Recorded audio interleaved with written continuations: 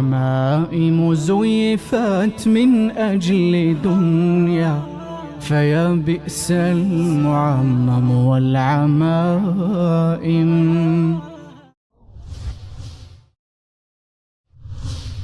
خلفه ساقه إلى النار، له ظهر وبطن، ظاهره أنيق وباطنه عميق، ظاهره حكم وباطنه علم، له تخوم وعلى تخومه تخوم. يعني هاي عظمة القرآن. لذا الإمام علي يقول عليه طلاوة وبه حلاوة، عميق القرآن عميق، فعلى الإنسان أن يحذر إذا غاص في القرآن. على كل حال كلام الزهراء هو كلام المعصوم، يعني هو بالتالي كلام الله. فيقول الإمام الصادق إن لكلامنا 72 وجه، هو كلام المعصوم، يعني هو بالتالي كلام الله. فيقول الإمام الصادق إن لكلامنا 72 وجه.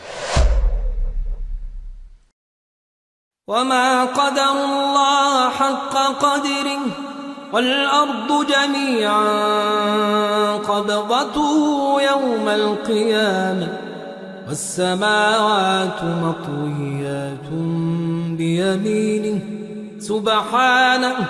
سبحانه وتعالى عما يشركون.